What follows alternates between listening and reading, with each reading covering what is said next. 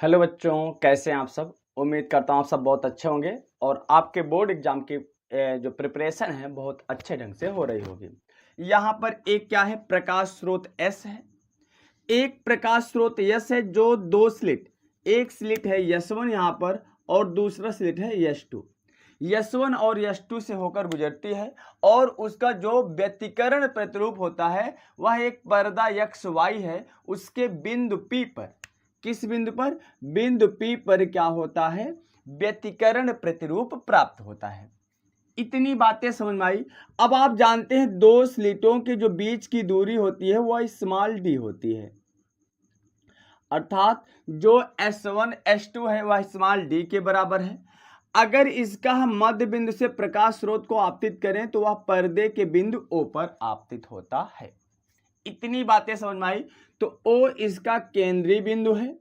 अब मान लेते हैं O से यक्स मीटर की दूरी पर, कितनी दूरी पर, यक्स मीटर की दूरी पर बिंदु P पर, पर्दे के बिंदु P पर विवर्तन प्रतिरूप प्राप्त होता है। हम क्या मानते हैं, जो विवर्तन प्रतिरूप प्राप्त हुआ है वह केंद्रीय दूरी से अर्थात बिंदु O से यक्स मीटर की दूरी पर है। अब ध्यान से समझना, अगर यहां पर यस1 है, इसको हम सीधी रेखा खींचे तो बिंदु Q, पर्दे के बिंदु Q पर मिलता है, और यस2 स्लिट से एक सीधी रेखा खींचे तो कहां पर मिलता है, पर्दे के बिंदु R पर।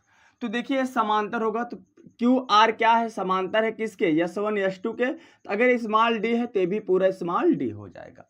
इतनी बातें समझ में आई। अब हम P से Q की दूरी निकालेंगे। देखिए अगर P से O की दूरी यक्स है और O से Q की दूरी क्या है, D-2, तो पूरे दूरी में से अगर D-2 दूरी घटा देंगे तो यही तो बचेगा। देखिए यहाँ पर मैं समझा रहा हूँ, यहाँ बिंदु P है, यहाँ बिंदु O है, यहाँ पर बीच में बिंदु Q है, इसके बीच की दूरी D/2 है, पूरा दूरी कितना है, यक्स है। हमें इतना निकालना है छोटे भाग का, तो पूरे दूरी में से छोटे भाग वाला घटा देंगे तो क्या हो जाएगा, यक्स माइनस D/2, अर्थात PQ x माइनस D/2 हो गया। समझ में आया सबको। देखो पूरी दूरी यक्स थी, इतनी दूरी D/2 थी, तो इतनी दूरी पता करना था, तो पूरा माने यक्स में से D/2 क्या कर दो, घटा दो। चलिए अब जहां विवर्तन प्रतिरूप P पर, बिंदु P पर जो व्यतिकरण प्रतिरूप प्राप्त हुआ है, तो उस व्यतिकरण प्रतिरूप की R से क्या दूरी है। तो देखो यहां पर हम डायग्राम से फिर समझा रहे हैं, यहां पर P है, यहां पर O है, क्योंकि O तो O से ही दूरी मारने हो, फिर यहां पर क्या है, R। अब यहां से यहां की दूरी यक्स है और O से R की दूरी D/2 है। तो अब हमें पूरा दूरी निकालना है। अब देखो पूरा का मतलब दोनों को जोड़ देंगे, इतना प्लस इतना, तो क्या हो जाएगा, यक्स प्लस D/2, वही तो लिखा गया, यक्स प्लस D/2। इतनी बातें सबको समझ में आई। और आप जानते हो क्या होता है, स्लिट और पर्दे के बीच की दूरी को कैपिटल D मानते हैं। इतनी बातें समझ में आई। तो और देखिए एक चीज और यहां पर समझिए, यस1 से P की दूरी, यस2 से P की दूरी लगभग, स्लिट से पर्दे के बीच की दूरी है वो तो लगभग बराबर है, लेकिन दोनों के पथों में थोड़ा अंतर है। इसलिए मैंने यस1 से क्या किया, जो यस2P रेखा है उस पर एक लंब डाल दिया। इससे पता लग गया इसके पथों में कितना अंतर है। इस पथांतर को हम डेल से प्रदर्शित करते हैं। समझ में आई। तो इतनी बातें समझ में आई। तो यहां तक की चीजों को हम यहां पर लिख लिए हैं। देखिए क्या क्या लिखे, यस1 यस2D। देखो यस1 से यस2 के बीच की दूरी स्मॉल डी, अर्थात दोनों स्लिटों के बीच की दूरी स्मॉल डी। PQ अभी हमने निकाला, PQ कितना है, यक्स माइनस D/2, और P से R की दूरी है यक्स प्लस D/2। हमने क्या बताया, यस1Q जो होगा, यस2R जो होगा, ये क्या है, स्लिट से पर्दे के बीच की दूरी क्या माने हो, कैपिटल D, तो इसको कैपिटल D मान लिए। और देखिए क्या, यस2P की दूरी यस1P की दूरी से ज्यादा है, पथों में अंतर, तो हमें पथों में अंतर निकालना, अर्थात दोनों का अंतर, दोनों के पथों का अंतर यही ज्ञात करना है, पथांतर पहले, फिर उसके बाद हम फ्रिंज चौड़ाई ज्ञात करेंगे। और यस2P हमने बताया, यस2 से P की दूरी, यस1 से P की दूरी लगभग बराबर है, क्योंकि स्लिट से पर्दे के बीच की दूरी है, इसलिए हमने क्या मान लिया, कैपिटल D इसको मान लिया। चलिए अब हम चलते हैं, यहां से दो त्रिभुज है, एक त्रिभुज क्या, देखो ध्यान से समझो, PS1Q कौन सा त्रिभुज है, देखो पहला A त्रिभुज, PS1Q, या लिख सकते हो समकोण त्रिभुज PQS1, समकोण त्रिभुज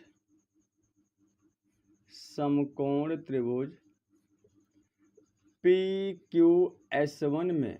अब ध्यान से समझो, समकोण त्रिभुज में 90 अंश बना रहे समकोण त्रिभुज होगा, और समकोण त्रिभुज की खासियत क्या होती है, कर्ण का वर्ग बराबर, पाइथागोरस प्रमेय लगेगा, कर्ण का वर्ग बराबर लंब का वर्ग प्लस आधार का वर्ग।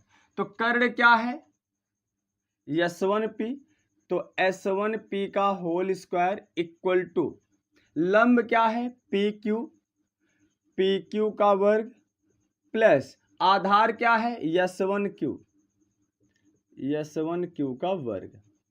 अब ध्यान से समझो, वैल्यू रख दो तो क्या हो जाएगा S1P का वर्ग इक्वल टू PQ की वैल्यू क्या है x माइनस d/2 का होल स्क्वायर प्लस S1Q की वैल्यू क्या है d के बराबर है, तो इसको लिख देंगे d²। इसको मान लेते हैं समीकरण नंबर 1। इतनी बातें सबको समझ में आई। चलिए अब आगे देखते हैं, उसी प्रकार से समकोण त्रिभुज। अब यहां से देखिए क्या है समकोण त्रिभुज PRS2, समकोण त्रिभुज PRS2 में यहां पर कर्ण क्या है S2P, तो हो जाएगा S2 कर्ण का वर्ग माने S2P का वर्ग इक्वल टू लंब का वर्ग PR का स्क्वायर, PR का वर्ग प्लस आधार क्या है S2R। देखो इस बड़े त्रिभुज में यहां से PRS2 में तो आधार क्या है S2R का वर्ग।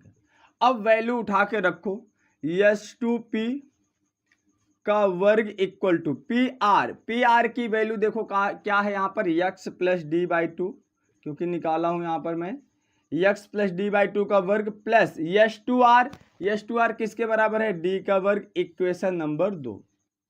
अब हमें क्या निकालना है पथांतर, तो दूरी कौन सी बड़ी है S2P, तो S2P वाले में से S1P वाला क्या कर देंगे घटा देंगे, तो लिख देंगे क्या समीकरण 2-1 से।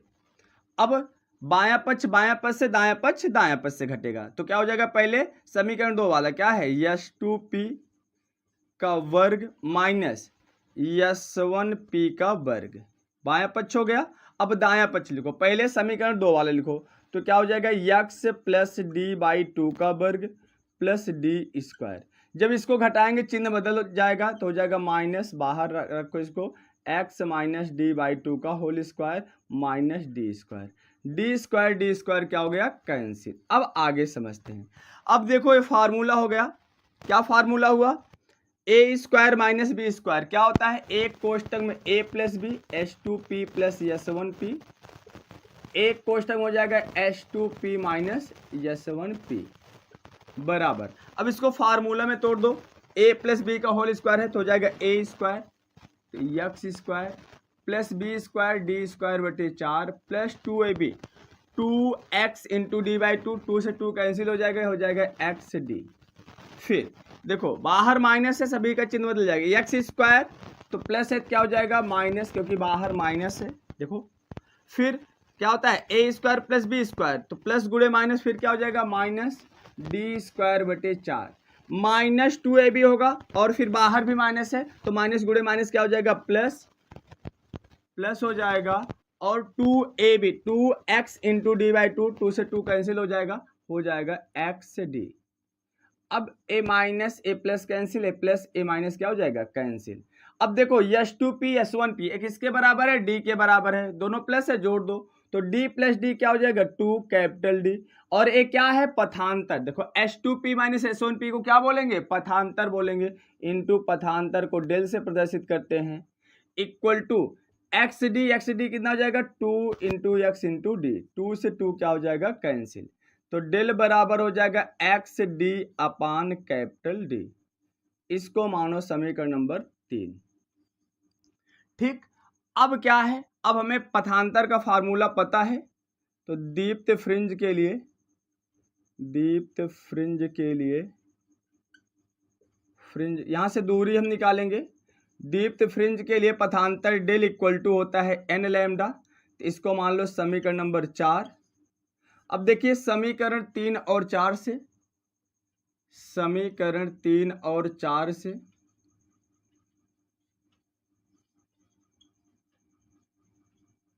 एक पक्ष बराबर है, देखो डेल ए भी है डेल ए भी है, एक पक्ष बराबर है, दूसरा पक्ष आपस में क्या हो जाएगा बराबर। तो x d equal to x d upon capital D equal to n lambda. तो यक्स बराबर क्या हो जाएगा, इधर जो गुणा है भाग हो जाएगा, जो भाग है गुणा हो जाएगा, अर्थात डी ऊपर चला जाएगा और स्मॉल डी नीचे चला आएगा। तो N lambda into capital D upon small D. ए आ गया दीप्त फ्रिंज के लिए दूरी आ गया। ठीक, अब हम फ्रिंज चौड़ाई निकालेंगे, तो पहले इतना स्क्रीनशॉट लीजिए फिर आगे बढ़ें।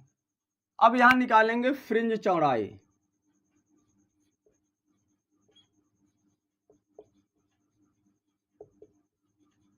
देखिए फ्रिंज चौड़ाई का मतलब क्या होता है, आप पढ़े हो कि दो क्रमागत दीप्त फ्रिंजों के बीच की दूरी या दो क्रमागत अदीप्त फ्रिंजों के बीच की दूरी उसकी फ्रिंज चौड़ाई कहलाती है। अगर हम दो क्रमागत दीप्त फ्रिंजों के बीच की दूरी निकालेंगे तो अदीप्त फ्रिंज की चौड़ाई आएगी, और दो क्रमागत अदीप्त फ्रिंजों के बीच की दूरी निकालेंगे तो दीप्त फ्रिंज की चौड़ाई आएगी। तो हमें दूरी किसकी मालूम है, दीप्त फ्रिंज के लिए, तो हम दीप्त फ्रिंज के लिए दूरी निकाल के अदीप्त फ्रिंज की चौड़ाई निकाल देंगे, दोनों सेम आएगा। तो फ्रिंज चौड़ाई क्या होता है, तो लिख देंगे दो क्रमागत दीप्त या अदीप्त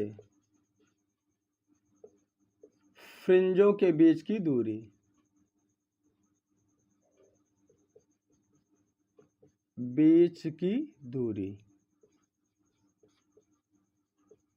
क्या कहलाती है, फ्रिंज चौड़ाई कहलाती है, फ्रिंज चौड़ाई कहलाती है। अब हमें दूरी, इसको हम मान लेते हैं n फ्रिंज की दूरी है, क्योंकि n है यहाँ पर, तो इसको मानते हैं x n equal to n lambda capital D upon small d. इसी प्रकार इसकी क्रमागत माने एक आगे, क्रम माने क्रम से, जैसे एक के बाद क्या आता है दो, वैसे एक्स एन है तो अगली क्रमागत संख्या क्या हो जाएगी एक्स एन प्लस वन।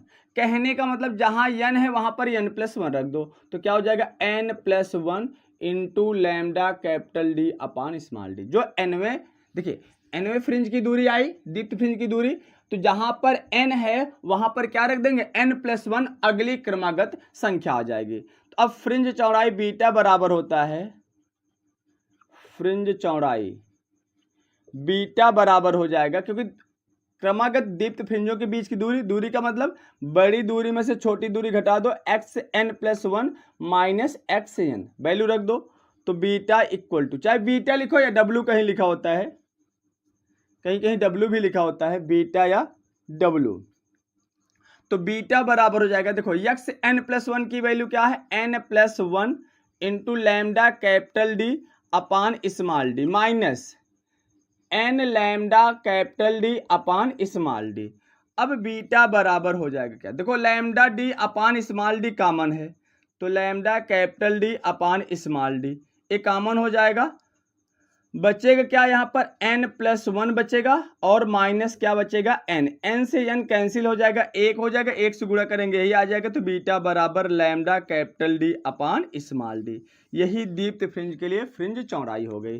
तो इतना स्क्रीनशॉट लीजिए। तो वीडियो सेशन कैसा लगा दोस्त, अगर वीडियो सेशन अच्छा लगा हो तो वीडियो को लाइक करिएगा और चैनल को ज़्यादा से ज़्यादा सब्सक्राइब करिएगा, और अगर अभी आप चैनल से न जुड़े हो तो चैनल को जरूर सब्सक्राइब करिएगा। ऐसे ही बेहतर वीडियो आपके लिए लाते रहेंगे।